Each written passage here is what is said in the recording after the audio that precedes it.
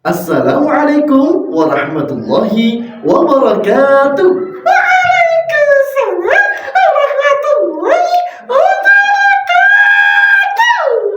Masya Allah. Bismillah, hamdan wa syukranillah, salatan wa salaman ala rasulillah, la hawla wa la quwwata illa billah. Doa Nabi Musa, bisa teman-teman? Alif ba ta. Rabbi shrah li sadri wa yassir li amri wahlul 'uqdatam min lisani yafqahu qawli. Amin ya rabbal alamin. Nah, teman-teman, apa kabar semuanya hari ini? Ijal sehat? Alhamdulillah, luar biasa. Allahu Akbar. Yes, yes, yes. Masya Allah, Ijal bahagia sekali hari ini. Iya, Kenapa? karena aku sudah siap untuk menyimak materi hari ini. Wah, kira-kira hari ini kita belajar materi apa ya, Jal? Nggak tahu. Teman-teman, kita hari ini akan belajar materi pengurusan jenazah. Namun, kita harus tahu apa itu jenazah. Nah, teman-teman, kira-kira ada yang tahu tidak apa itu jenazah? Jal tahu? Jenazah itu orang yang sudah mati. Betul sekali, jenazah itu orang yang sudah meninggal dunia atau istilah lainnya adalah mayit. Nah, teman-teman, biasanya sebelum seseorang akhirnya dinyatakan meninggal dunia, seseorang akan mengalami sebuah peristiwa yang luar biasa dalam hidupnya, yakni yang disebut dengan sakaratul maut. Nah, Ijal dan teman-teman yang ada di rumah, sakaratul maut adalah detik-detik menjelang seseorang meninggal dunia, di mana kala itu mungkin saja dia sudah merasakan tanda-tanda kematian dalam dirinya. Allah Subhanahu wa taala berfirman di dalam Al-Qur'an surah Qaf ayat 19.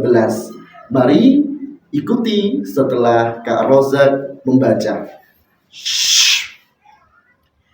Bismillahirrahmanirrahim.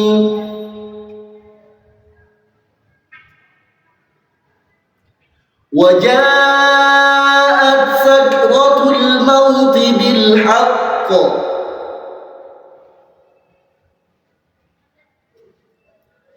Dzalika ma kunta minhu tahid.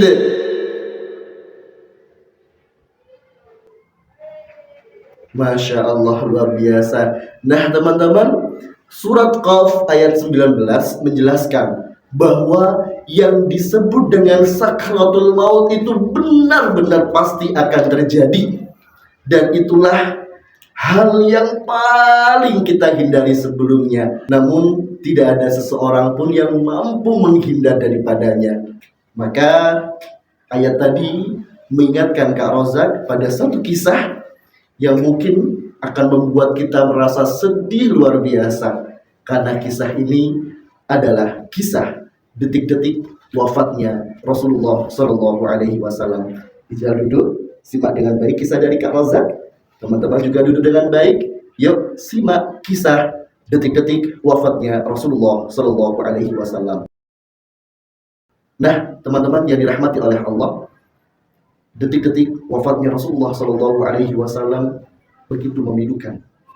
Kisah ini bermula dari seorang wanita Yahudi yang memberikan hadiah kepada Rasulullah berupa daging kambing. Ya, Rasulullah sangat suka dengan daging kambing, terutama pada bagian paha.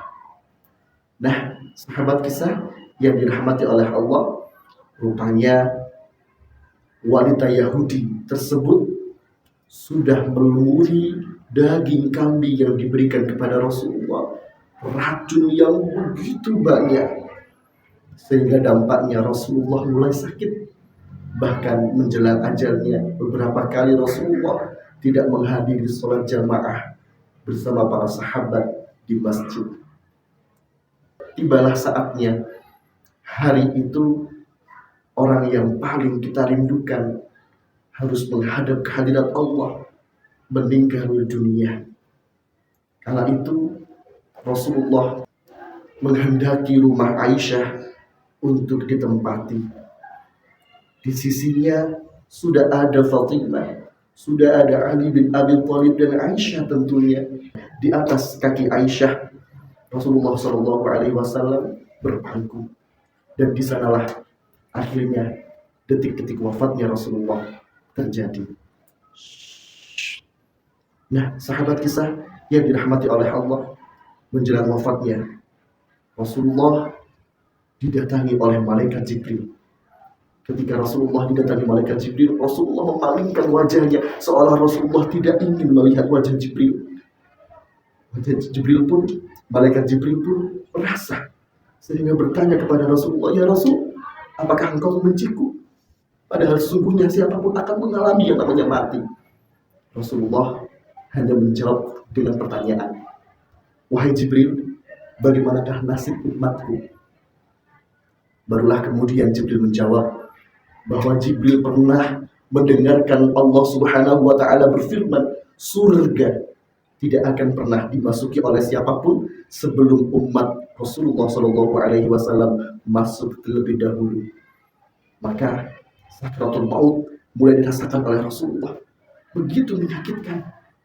Namun Rasulullah tahan, dan kalimat terakhir yang diucapkan adalah ummati, ummati, ummati, umatku, umatku, umatku.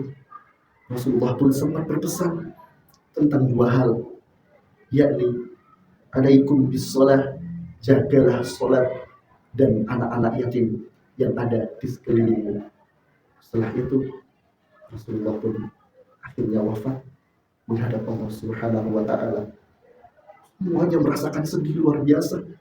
Diumumkan kepada seluruh orang di sekitar, Rasulullah wafat, Rasulullah wafat, Rasulullah wafat. Bahkan beberapa sahabat seolah tidak percaya Rasulullah telah wafat. Beberapa yang lainnya mengelak Rasulullah wafat. Namun yang terjadi sesungguhnya adalah Rasulullah SAW benar-benar wafat. Maka sahabat kisah yang dirahmati oleh Allah, Rasulullah wafat saja, sakratul maut merasakan sakit yang begitu luar biasa. Bagaimana dengan kita, manusia biasa yang tidak memiliki kelebihan seperti Rasulullah? Maka Rasulullah berpesan dua hal. Yang pertama, jaga sholat. Ketika kita bisa menjaga sholat, insya Allah amalan sholat akan menjaga kita. Allah menjaga kita, hambanya yang senantiasa melanggengkan ibadah kepadanya, menghambakan diri kepadanya dengan cara sholat. Yang kedua, Rasulullah adalah orang yang sangat mencintai anak-anak yatim. Maka pesan beliau yang kedua adalah untuk jaga anak-anak yatim yang ada di sekitar kita. Maka ketika seseorang sudah mengalami sakratul maut, tugas kita sebagai orang yang masih hidup di sekitarnya adalah mentalkin.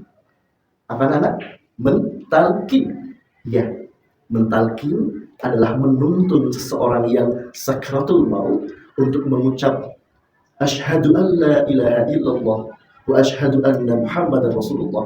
Jika tidak bisa,